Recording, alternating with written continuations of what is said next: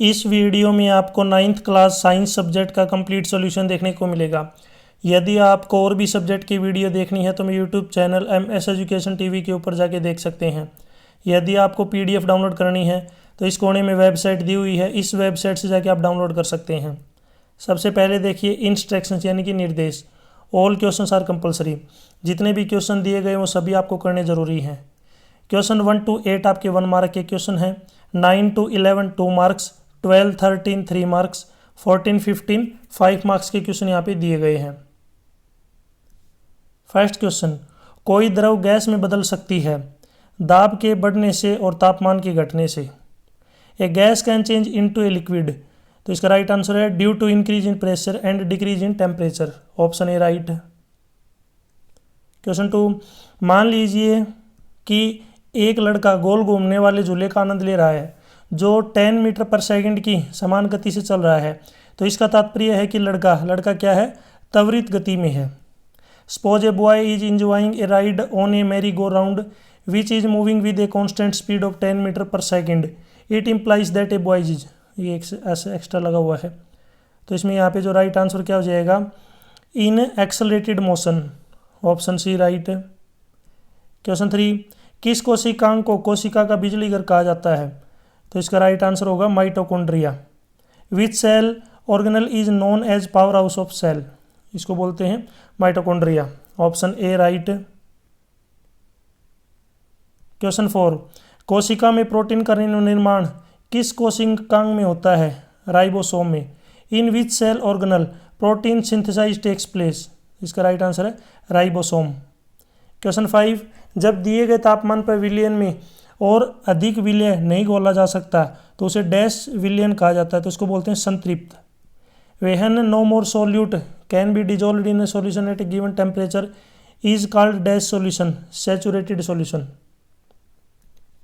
Question 6, aerosol के 2 उदाहरण दीजिए, कोहरा और धुआं। Give 2 examples of aerosol, fog and smoke. Question 7, पादप कोशिका की सबसे भीतरी झिल्ली या परत को कहते हैं, इसको बोलते हैं कोशिका भित्ति। Outermost membrane of a cell is cell wall.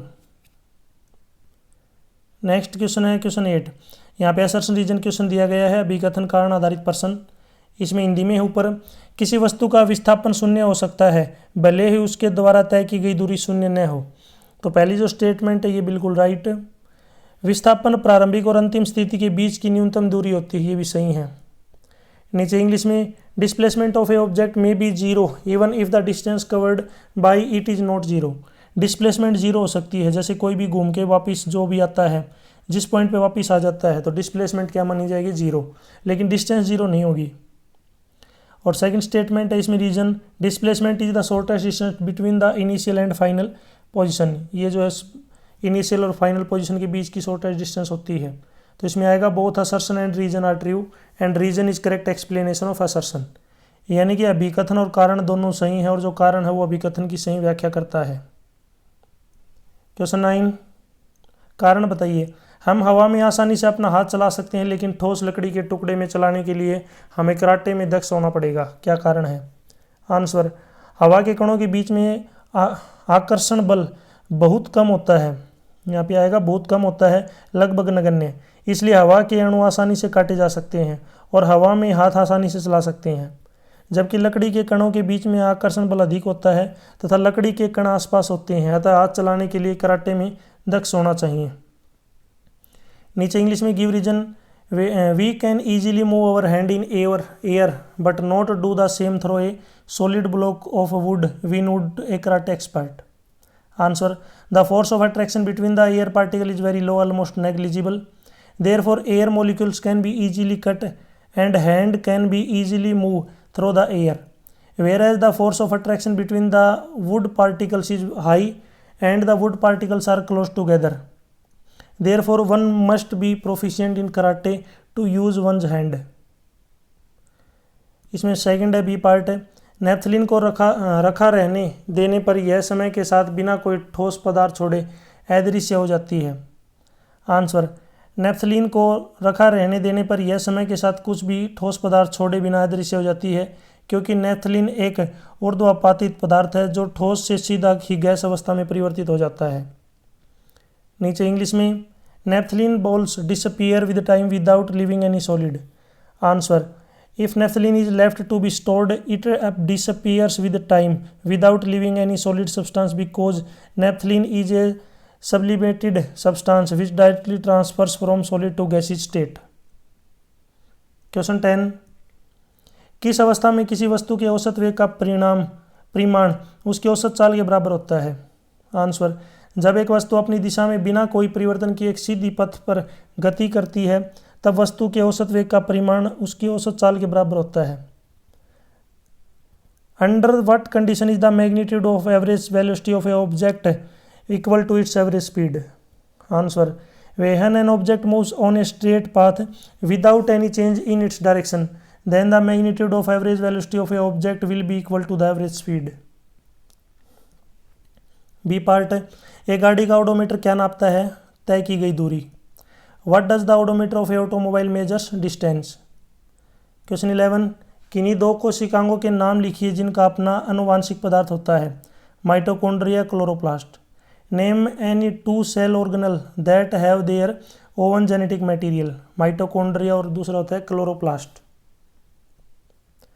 Next आपको बताना है जो सेल होती है, सेल के अंदर सुसाइड बैग किसको बोलते हैं? जिसको हम बोलते हैं आत्मघाती थैली। सुसाइड बैग क्या होते हैं सेल के अंदर, किसको बोलते हैं? कमेंट सेक्शन में बताएं। नेक्स्ट क्वेश्चन 12, कोशिका झिल्ली का निर्माण करने वाले लिपिड और प्रोटीन का संश्लेषण कहाँ पर होता है? आंसर, खुरदरी अंतर्द्रव्यीय जालिका पर राइबोसोम लगे होते हैं जो प्रोटीन का संश्लेषण करते हैं। चिकनी अंतर्द्रव्यीय जालिका लिपिड का संश्लेषण करती हैं। Where are lipids and protein synthesized that form the cell membrane? Answer, ribosomes are attached to the rough endoplasmic reticulum which synthesized the protein. Smooth endoplasmic reticulum synthesized the lipid.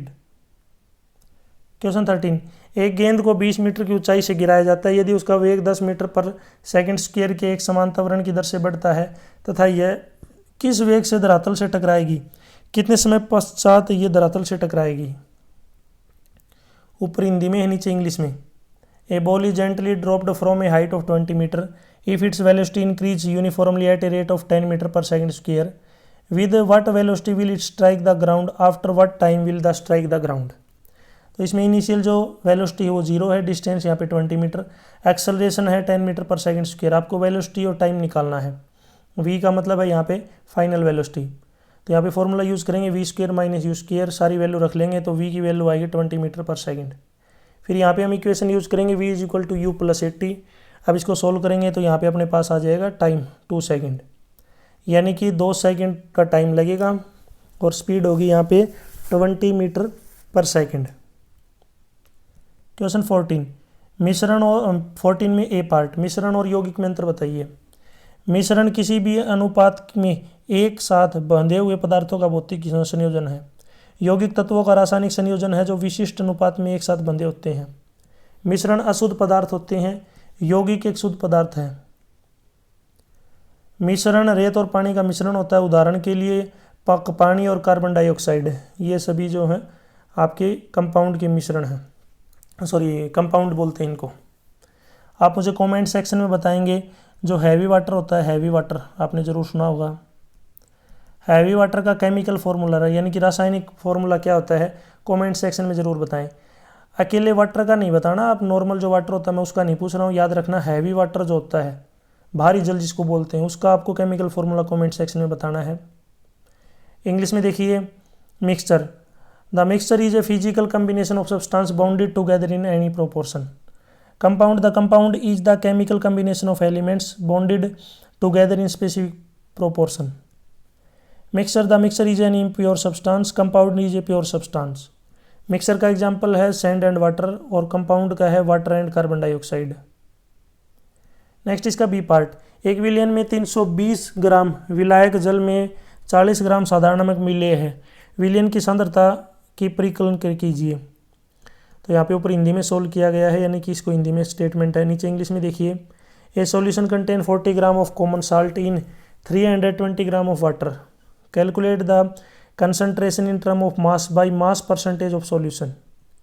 Solute का wait है यहाँ पे 40 ग्राम, मास है, wait नहीं sorry mass है 40 ग्राम, solvent का मास है 320 ग्राम, solution का मास हो जाएगा, दोनों को जोड़ेंगे तो सॉल्यूशन का अगर परसेंटेज आपको निकालनी है तो 40 ऊपर डिवाइड में 360 मल्टीप्लाई में 100 की जो परसेंटेज है।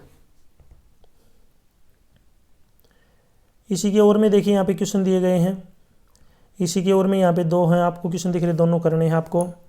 मैं एक बार देख लेता हूँ यहाँ पे 2 ही, हाँ ठीक है 2 ही क्वेश्चन है। पहला है वाष्पीकरण की दर को प्रभावित करने वाले कारक कौन से हैं? तापमान, आर्द्रता, नमी, हवा की गति, सतही क्षेत्र, यहाँ पे सतही गलत लिख रखा है। What are the factors affecting the rate of evaporation? Temperature, humidity, wind speed, surface area. B, निम्नलिखित को रासायनिक या भौतिक परिवर्तनों में वर्गीकरण कीजिए। पेड़ को काटना, दूध का दही में बदलना। इन सभी एग्जाम्पलों में देखिए भौतिक परिवर्तन में है पेड़ को काटना और मक्खन का पिघलना। रासायनिक परिवर्तन में है अलमारी में जंग लगना, दूध का दही में बदलना। नीचे इंग्लिश में आप देख सकते हैं physical change, cutting of tree, melting of butter. Chemical change, rusting of अलमीरा, milk turning into curd. Question 15, यहाँ पे पादप कोशिका और जंतु कोशिका के बीच अंतर बताना है। सबसे पहले देखिए यहाँ पे पादप कोशिका, उसके बाद है जंतु कोशिका। इसमें सेलुलोज से बनी एक कठोर कोशिका भित्ति होती है जो कोशिका झिल्ली को घेरे रहती है और संरचनात्मक सहारा और आकार प्रदान करती है। जंतु कोशिका, इसमें कोशिका भित्ति नहीं होती, इनमें केवल एक लचीली कोशिका झिल्ली होती है जिससे विभिन्न कोशिका आकृतियां बनती हैं।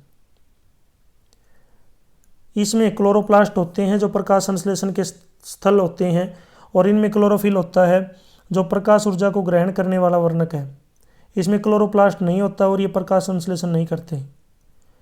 नेक्स्ट है कठोर कोशिका भित्ति के कारण इनका आकार सामान्यतः स्थिर आयताकार होता है। कोशिका भित्ति के अभाव के कारण इनका आकार अनियमित और गोल होता है। ऊर्जा मुख्यतः स्टार्च के रूप में संग्रहित होती है, ऊर्जा ग्लाइकोजन के रूप में संग्रहित होती है। Difference between plant cell and animal cell. सबसे पहले देखिए प्लांट सेल, उसके बाद animal cell. Have a rigid cell wall made of cellulose that surrounds the cell membrane providing structural support and shape. Like a cell wall, they only have flexible cell membrane allowing for a variety of cell shape. Second point, contain chloroplast which are the site of photosynthesis and contain chlorophyll, the pigment that captures light energy. Do not have chloroplast and do not perform photosynthesis. Generally have a fixed rectangular shape due to the rigid cell wall. Tend to have more irregular rounded shape due to the absence of cell wall. Store energy primarily in the form of starch. Store energy in the form of glycogen. Next इसमें B part, कोशिका का जीवन की संरचनात्मक और कार्यात्मक इकाई क्यों कहा जाता है? आंसर, कोशिका को जीवन की संरचनात्मक और कार्यात्मक इकाई इसलिए कहा जाता है क्योंकि सभी जीव जंतु कोशिकाओं से बने होते हैं। कोशिकाएं सबसे छोटी इकाई होती है जो सभी जीव प्रक्रियाओं के करने में सक्षम होती है। ये सभी जीवित प्राणियों के लिए मूल संरचना प्रदान करती है और किसी जीव के कार्य अंततः उसकी कोशिकाओं की गतिविधियों का परिणाम होते हैं। इंग्लिश में why is cell known as structural and functional unit of life? Answer, the cell is known as the structural and functional unit of the life because all living organism are made of cells and cells are the smallest unit capable for performing all life processes. They provide the basic structure of all living things and the functions of an organism are ultimately the result of the activities of its cell. आप मुझे comment section में बताएंगे who discovered cell? Discovered cell, discovered का मतलब होता है खोज करना। सेल की खोज किसने की थी? इसका आंसर आप मुझे ज़रूर कमेंट सेक्शन में बताएं। इसी की ओर में एक और क्वेश्चन है, प्रोकैरियोटिक और यूकैरियोटिक कोशिका के बीच अंतर बताएं। सबसे पहले देखिए यहाँ पे प्रोकैरियोटिक कोशिका का आकार सामान्य होता है और यूकैरियोटिक कोशिका का आकार बड़ा होता है। सेंट्रियोल्स अनुपस्थित होती हैं। जंतु कोशिका में सेंट्रियोल्स पाए जाते हैं। केंद्रक अनुपस्थित होता है, केंद्रक उपस्थित होता है। छोटे राइबोसोम होते हैं, बड़े राइबोसोम होते हैं। इसमें एकल गुणसूत्र होते हैं, इसमें एक से अधिक गुणसूत्र होते हैं। माइटोकॉन्ड्रिया अनुपस्थित होता है, माइटोकॉन्ड्रिया उपस्थित होता है। नीचे यहाँ पे आप इंग्लिश में देख सकते हैं प्रोकैरियोटिक एंड यूकैरियोटिक सेल। सबसे पहले यहाँ पे प्रोकैरियोटिक सेल और दूसरा यहाँ पे eukaryotic cell. The size of cell is generally small, the size of cell is large. Centrioles are absent, centrioles are present in animal cell. Nucleus is absent, nucleus is present. Small ribosomes, large ribosome. It contains single chromosome, it contains more than one chromosome. Mitochondria is absent, mitochondria is present. यहाँ पे आपको एक दिख रहा होगा chromosome. आपको बताना है ह्यूमन जो बॉडी है हमारे अंदर कुल कितने पेयर होते हैं, यानी कि कितने पेयर्स ऑफ क्रोमोसोम होते हैं ह्यूमन बॉडी के अंदर। कमेंट सेक्शन में इसका आंसर दें। वीडियो अगर अच्छी लग रही है तो इसको लाइक करें, अपने दोस्तों के साथ ज़रूर शेयर करें। इसमें बी पार्ट है, कोशिका झिल्ली को चयनात्मक पारगम्य क्यों कहा जाता है? आंसर, कोशिका झिल्ली को चयनात्मक पारगम्य इसलिए कहा जाता है क्योंकि यह कोशिका के अंदर और बाहर पदार्थों की गति को नियंत्रित करती है, कुछ अणुओं को गुजरने देती है और कुछ को रोकती है। यह चयनात्मक नियंत्रण कोशिका के आंतरिक वातावरण को बनाए रखने और आवश्यक कार्यों को पूरा करने के लिए महत्वपूर्ण है। नीचे ऊपर हिंदी में है, नीचे देखिए यहाँ पे इंग्लिश में। Why is cell membrane known as selectively permeable? Answer, the cell membrane is called selectively permeable because it regulates the movement of substance in and out of the cell, allowing some molecules to pass through while blocking others. This selective control is crucial for maintaining the cell's internal environment and carrying out essential function. यहाँ तक video complete हो चुकी है। Video अच्छी लगी तो उसको like करें, अपने दोस्तों के साथ ज़रूर शेयर करें। और भी वीडियो देखनी है तो मेरी YouTube channel MS education TV के ऊपर जाके देख सकते हैं। यदि आपको PDF डाउनलोड करनी है तो इस कोने में वेबसाइट दी हुई है, इस वेबसाइट से जाके आप डाउनलोड कर सकते हैं। वीडियो के बीच में मैंने आपसे कुछ क्वेश्चन पूछे हैं, अगर आपने वीडियो को ध्यान से देखा है तो उनके आंसर आप मुझे ज़रूर कमेंट सेक्शन में बताएं। Thanks for